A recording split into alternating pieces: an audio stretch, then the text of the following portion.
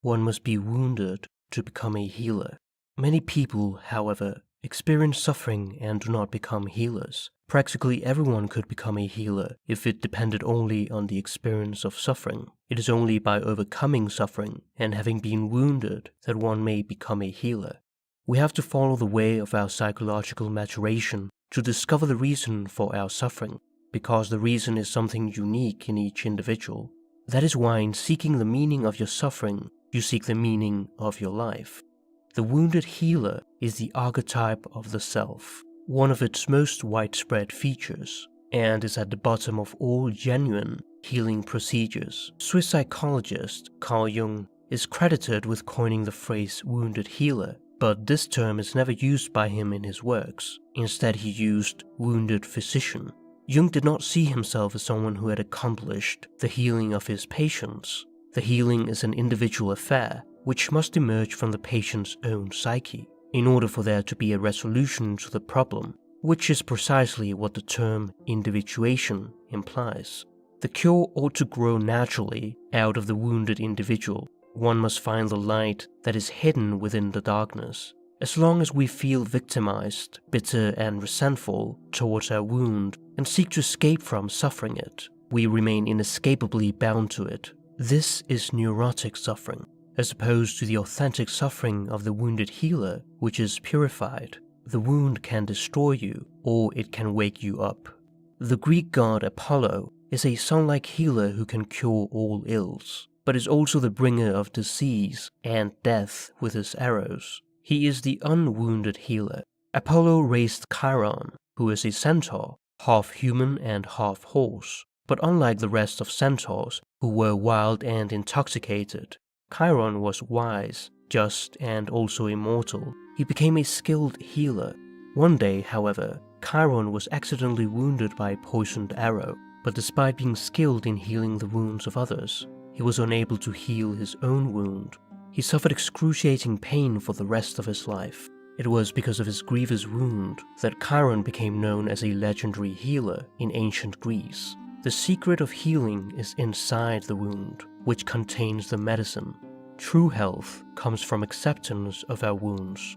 Chiron's nobility is further reflected in the story of his death. He exchanged his immortality for the life of Prometheus, who had been punished by the gods for stealing fire and giving it to mankind. That is, gave us consciousness, freeing us from being unconscious puppets of the gods. Consciousness is deeply traumatic, but it is also the greatest gift we have been given.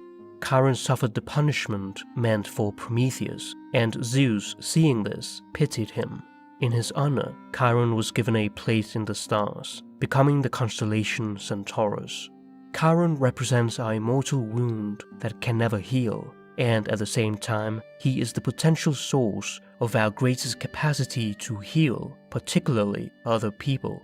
Christ is the biblical version of the same fundamental image. The difference is that Chiron had no choice in the matter because the wound happens to him, and he cannot heal himself. Christ volunteered for the role and could have escaped from his suffering, but did not. Both are healers, both are wounded, and both transcend to the heavens at the end. This image is to be distinguished from the healthy healer, Apollo, Chiron before the wound caused by the poisoned arrow, and Christ before his crucifixion. The wounded healer combines both the healthy and the suffering. This is what St. Paul meant by the thorn in his flesh. Chiron was highly revered as a teacher and instructed Asclepius in the arts of medicine, who became the Greek god of healing. Asclepius was the son of a mortal woman named Coronis, whom Apollo had fallen in love with. However, while she was pregnant, she displayed infidelity by sleeping with a mortal man. She was killed for her betrayal, and Apollo was unable to bring her back to life. As she lay on her funeral pyre, Apollo rescued the child by cutting him from her womb. Thus Asclepius is born, saved from death so that he might grow up to heal others. He holds the rod of Asclepius, a snake-entwined staff associated with healing, which remains a symbol of medicine to this day. This is not to be confused with the caduceus, a symbol of commerce, of the Greek deity Hermes, which is entwined by two snakes, and sometimes has wings too. Our woundedness can put us into a miserable state of suffering and pain, or it can be a source of healing. The wounded healer refers to the capacity to be at home in the darkness of suffering, and there to find germs of light and recovery with which, as though by enchantment, to bring forth Asclepius, the sun-like healer. Asclepius became such a proficient healer that he was able to bring other mortal men back to life. This caused an abundance of human beings on earth, and Hades, the god of the underworld, complained to his brother Zeus about it. Zeus became angry at Asclepius for transgressing the boundary between humanity and the gods. Men are mortal, and only the gods are free from death. In punishment for his crime, he struck Asclepius with a thunderbolt and sent him to Hades, so that he, though a god, might himself experience the fates of mortals. Later, however, he was resurrected and given a place on Mount Olympus, the home of the gods. Asclepius becomes the only god to experience death, making him one of the most admired, loved, and worshipped deities of the Greeks. In ancient Greece, there were healing temples dedicated to Asclepius, called Asclepia, known to cure people of all sorts of physical and spiritual illness. Among the most popular was the one located in Epidaurus, the most celebrated healing center of the classical world. Many pilgrims would visit the temple and have a cleansing diet, as well as a bath thought to have a positive effect on the body and the soul. Health, cleanliness, and sanitation are all aspects of the goddess Hygeia, whose name is the source for the word hygiene, and who is one of the daughters of Asclepius. The therapeutae of Asclepius would guide the patients. The term therapeute derives from ancient Greek and refers to one who serves the gods, and later on, one who heals or helps a person to heal himself, which is precisely the task of a therapist. After a few days of preparation, the therapeutic would lead the sick person to a small empty stone chamber with a platform in which he could lay down and sleep, left alone with his dreams and with the god. This is theurgical work, that is, a practice consisting of working with God, rather than theology or talking with God. The idea was to achieve theophany, a personal encounter with a deity. Many dreams describe Asclepius appearing in his human-like form and seen applying an ointment to the afflicted parts, or theriomorphically as a snake or as a dog, licking the wound and thus healing it. In the dormitories of the temple, snakes slithered around freely on the floor. For the Greeks, snakes were not just chthonic beings, but also sacred beings of wisdom, healing, and resurrection. The snakes used were non-venomous, now known as the Aesculapian snakes, named in honor of the god of healing. The snake was seen as emblematic of the mysterious relationship between death and rebirth. Dogs too were associated with underworld experience, like the three-headed Cerberus welcoming the dead to Hades. After spending the night in the holiest place of the sanctuary, the patient's dream would simply be recorded. If Asclepius appeared in one's dream, it was understood as the healing event itself. Unlike in Delphi, where the oracle would give prophetic advice to the seekers through God, at Epidaurus it was the patient who had the healing vision. In the classical Greek period, the dream was the cure. At a later period, however, dreams and visions would be reported to a therapeutic who would prescribe the appropriate healing process, including a visit to the baths or gymnasium. One might say that it was the first psychotherapeutic center. The final rituals consisted of a paean, a song of praise to the god in gratitude for what he had given to the patient. And finally, there would be a sacrifice of a rooster as a token that daylight has overcome the dark, health has overcome sickness. These methods were known to be highly effective, as is evident by numerous written accounts by patients attesting to their healing and providing detailed accounts of their cure. This ties in with Socrates' enigmatic last words when he decided to take his own life by drinking hemlock. Crito, we owe a cock to Asclepius, pay it and do not neglect it. Socrates invokes the only god known to revive the dead, thanking him for healing him of the sickness of life by the cure of death. Socrates lives right into his death. The healing of Asclepius provides a respite to those who are not yet ready for death. He gives time for us to attend to the health of our souls and to prepare for the inevitability that lies ahead. Death is the great equalizer. Asclepius does not promise that there won't be death. The point of healing is to give one time to prepare for death. There was a crown on the colossal head of Asclepius. A golden wreath always represents rays and symbolizes the sunlight. Such an honor, even if legendary, bears witness to what in the living religion of Asclepius constituted the nature of the Asclepiad, the true physician. For the medical gift that the Asclepiads held, they had inherited from their solar ancestor, is a very special gift. It is neither a religious nor a philosophical knowledge, but is rather a familiarity which can never be acquired with sickness and the process of recovery.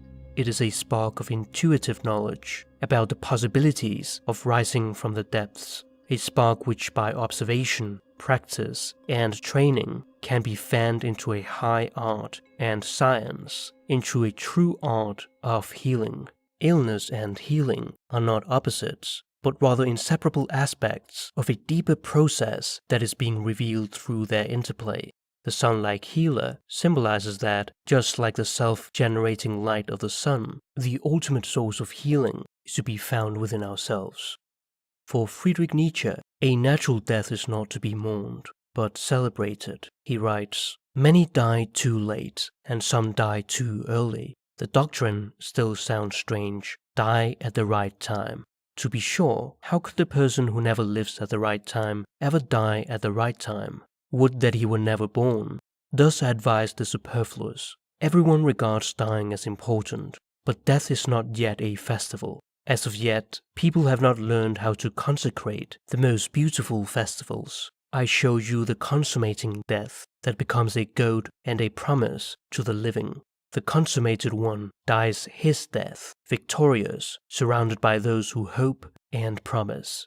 Thus one should learn to die. And there should be no festival where such a dying person does not swear oaths to the living. The Greeks believed that old age was not a life stage, but a stage of transition between life and death. For Jung, it is part of the second half of life, and is psychologically as important as birth. The denial of death only leads to further neurosis. Death is inevitable, and to fight against it is to fight against life itself. Just as a young person needs to learn to live, an old person has to come to terms with death. And for that, one must have a personal myth, which is created by observing our inner life through dreams, active imagination, intuitions, and synchronicities. Jung writes, "Death is an important interest, especially to an aging person. A categorical question is being put to him, and he is under an obligation to answer it. To this end, he ought to have a myth about death, for reason shows him nothing but the dark pit into which he is descending. Myth, however, can conjure up other images for him, helpful and enriching pictures of life in the land of the dead. If he believes in them, or greets them with some measure of credence, he is being just as right or just as wrong as someone who does not believe in them. But while the man who despairs marches toward nothingness, the one who has placed his faith in the archetype follows the tracks of life and lives right into his death. Both, to be sure, remain in uncertainty, but the one lives against his instincts, the other with them. Jung's entire psychology is predicated on the existence of psychic oppositions in the human psyche. It is the tension of opposites that gives rise to our wholeness. The enantiodromic principle of the union of opposites carves a path to the self. There are two phases in life, the first phase in which we are oriented outwardly, and the second phase in which our focus shifts inward during midlife. Individuation is a reconciliation of both inner and outer life. The actual processes of individuation, the conscious coming to terms with one's own inner center, psychic nucleus, or self, generally begins with a wounding of the personality and the suffering that accompanies it. This initial shock amounts to a sort of call, although it is not often recognized as such. We need to learn from our own experiences of being wounded to release ourselves from what may be the most serious illness of all, the fantasy of a health without wounds, a life without death. Those with a healing career end up profoundly wounded or even die, as is shown in the stories of Chiron, Asclepius, and Christ. It is a given that if one enters into the role of healer, at some point one will be severely wounded.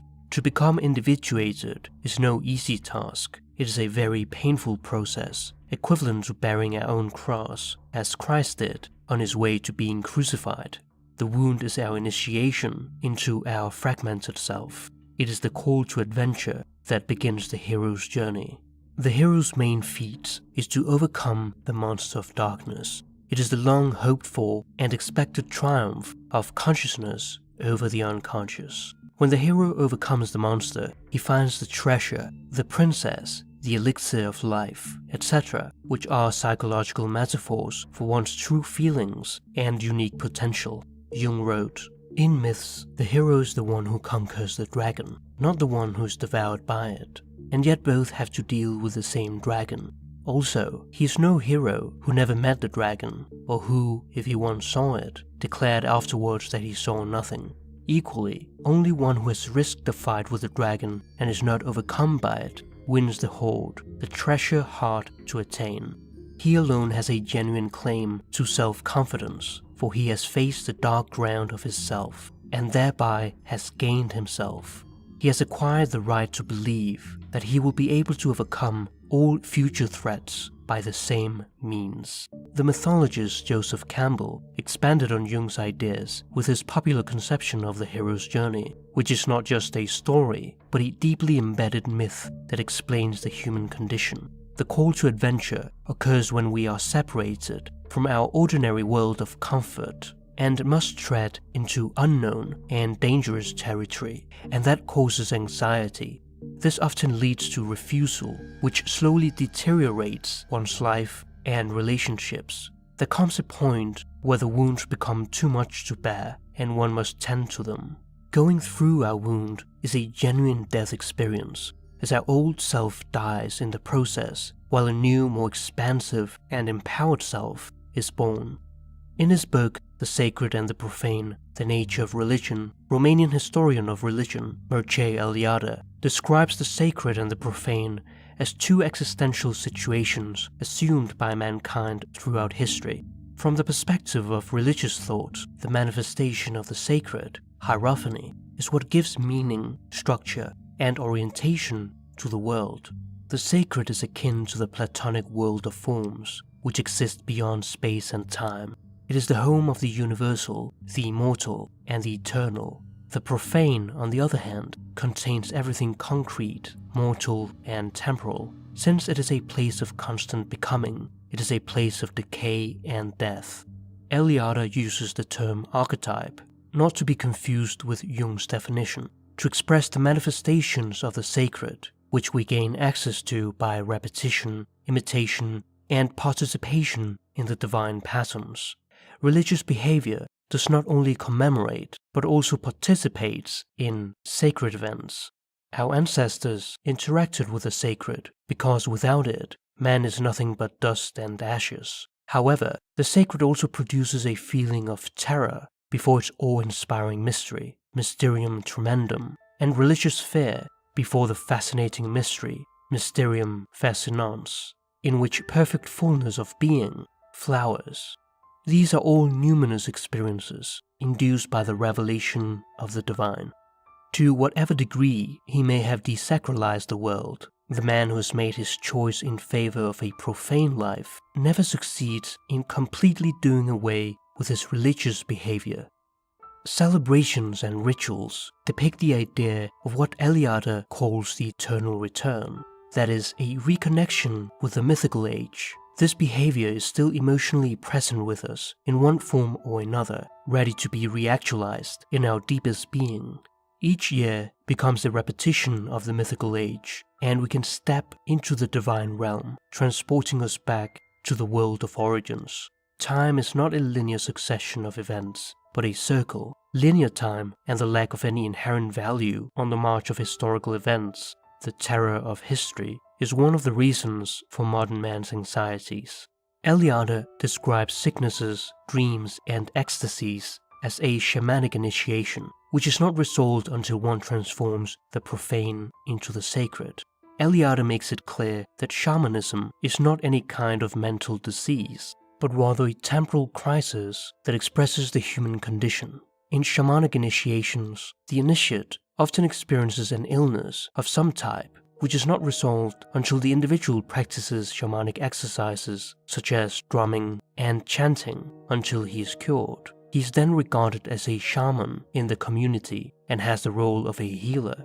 The primitive magician, the medicine man or shaman, is not only a sick man, he is above all a sick man who has been cured, who has succeeded in curing himself. Accounts of the shaman's inner journey of turmoil and distress, expressed through the ecstatic action of trance, reveals the venerated images of the awakened psyche, living symbols that encompass the wider human experience. Through creative expression, the human condition is elevated, mythologized, and at last collectively understood.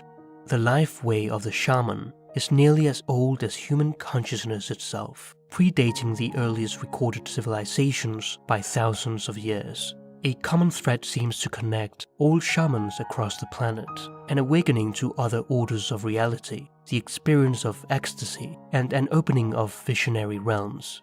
The entrance to the other world occurs through the action of total disruption, a crisis involving a psychological and spiritual death. There are many similarities between these archaic rituals and the experience people undergo in psychotherapy. Often people embark on a helping profession because they want to address their personal wounds, dysfunctional childhood, abuse, inferiority complex, etc., in order to heal themselves and help others with their own healing processes. Psychologically, we all have a compensatory function in our lives. A person who has a lack of self-worth may appear outwardly to be very confident. A person who thinks he's not smart may spend a long time reading books and acquiring a vast wealth of knowledge, and at every opportunity expresses this knowledge to others. Our feelings of inferiority are part of the shadow, and the persona, a social mask which we present to others, is our compensation for what is lying in our shadow.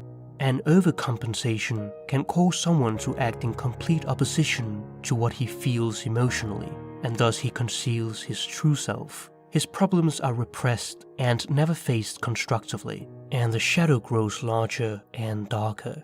A traumatic and abusive childhood can cause what Freud calls repetition compulsion, an unconscious need to repeat traumatic events, which shows up in different situations but has the same underlying archetypal pattern. This can extend to all sorts of relationships in one's life, with one's parents, friends, partner, children, etc. Every repetition makes the problem worse and more complex. Our unconscious tries to heal us by reconstellating, reactivating these situations as an opportunity to come into a new relationship with the underlying pattern, to convert the poison into healing. The contradictory opposites of poison and cure is expressed in the Greek word pharmakon. A drug can be both beneficial and harmful. The wounded healer is one who takes his wounds seriously and transforms his poison into a gift to bestow upon others. This applies to the relationship between therapist and patient too. Jung wrote, "We could say, without too much exaggeration, that a good half of every treatment that probes at all deeply consists in the doctor's examining himself, for only what he can put right in himself can he hope to put right in the patient. It is no loss either if he feels that the patient is hitting him or even scoring him off. It is his own hurt that gives the measure of his power to heal. This and nothing else is the meaning of the Greek myth of the wounded physician." Freud and Jung were modern wounded healers. Freud, in the last 16 years of his life, was tormented unceasingly by his cancer of the jaw until it led to his death. Jung was on the brink of taking his own life in his period of the confrontation with his unconscious. A month before his death, too frail for his daily walk, Jung was driven around some of his favorite roads, saying goodbye to the countryside. Despite their suffering, they continue to write and practice, transmuting their poison into a healing potion, like true alchemists. However, it is not just the therapist alone who does the healing. It is common for the patient to project onto the analyst the image of the healer, and when there's no progress, the patient gets angry and perhaps leaves therapy, and eventually comes back again. This is known as transference, and is a typical phenomenon in therapy. The patient can, for instance, unconsciously transfer his feelings about his abusive father onto the analyst, and the analyst must be careful not to engage in countertransference, in which the patient reminds the analyst of someone in his or her life. The analyst has to be prepared to not project his wounds on the already wounded patient. They must develop a clear map of their wounds, in which they are able to describe their experiences of being wounded, and how they felt during their vulnerable period, and how they dealt with it. Our wounds can become a wellspring of healing for another. The doctor is effective only when he himself is affected. Only the wounded physician heals. The analyst takes the suffering of the patient, shares it with him, and suffers with him. This has a healing effect. Just as the suffering of Christ is mysteriously curative for others, by his wounds we are healed. Jung learned through his practice that only the analyst who feels himself deeply affected by his patients could heal, and the analyst cannot take the patient to a place the analyst has never been. This is not only a matter of empathy, but of knowledge, gnosis, of what soul work is, and how it matters. At some point, the patient must also realize that the potential for healing resides within himself or herself. The analyst acts as a psychopomp or spiritual guide for the patient. It can be extremely helpful to have allies in order to defeat one's dragon, which symbolizes one's fears, obstacles, hardships, or repressions. But one must deal the final blow to the dragon oneself. Jung wrote, "The crucial point is that I confront the patient as one human being to another. Analysis is a dialogue demanding two partners. Analyst and patient sit facing one another, eye to eye. The doctor has something to say, but so has the patient. While the analyst performs the role of a healer, his wounds live a shadowy existence and can be reconstellated in particular situations, especially when working with someone whose wounds are similar. The shadow of the wounded patient, on the other hand, is his inner healer. Therefore, the unconscious relationship between analyst and analysand is as important as what is consciously communicated in terms of the healing process. It can be a transformative experience for both people.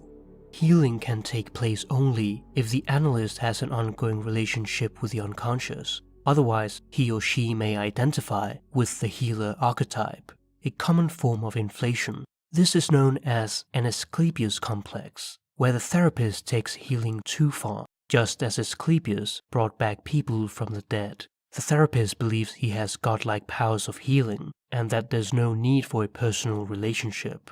Jung had a dream in which his patient was a giant and he was very small. Dreams are often compensatory in nature. Therefore, Jung realized that he had been looking down at the patient. When he adjusted his attitude, the relationship and the healing of the patient went much better. Jung always told his students that they must at all times keep watch over themselves, over the way they are reacting to their patient, and to be aware of not projecting their wounds on the wounded patient. Depth psychology is a dangerous profession, since the analyst is forever prone to being infected by others' wounds, or having his or her wounds reopened. Jung viewed psychological conflicts or emotional wounding not necessarily as a disease, but as an initiation into a process that opens us up to the unconscious. The archetype of the wounded healer is constellated through our wounds. Just as a physical wound needs to be cleaned, bandaged, and given the necessary time to heal, so too do psychological wounds need to be cured by removing negative influences, creating and maintaining an environment in which the healing can take place, and having the necessary patience to allow the natural energy to accomplish the work of growth and healing. The event of our wounding sends us on a journey in search of ourselves. It is a numinous event, Through our cracks is where the light comes in. Our fragmented self is the doorway into the transpersonal and archetypal realm, the master pattern and ultimate guide in our lives to the infinite wisdom of the self. It is an archetypal, universal idea that becoming broken, though on one hand seemingly obscuring our wholeness, is actually an expression of it. It is as if some form of destruction is a prerequisite for individuation and is necessary for the birth of the self. Suffering is collective. It can be taken as a sign that we're no longer suffering from ourselves, but rather from the spirit of the age. The microcosm and macrocosm are one and the same. Through transforming ourselves, we transform the world. Through transforming the world, we transform ourselves. We are interdependent parts of a greater, all-embracing whole and holy being. To realize this is to have an expansion of consciousness. The archetype of the wounded healer symbolizes a type of consciousness that can hold the seemingly mutually exclusive and contradictory opposites of being consciously aware of both our woundedness and our wholeness at one and the same time. The greatest and most important problems of life are all in a certain sense insoluble. They can never be solved, but only outgrown.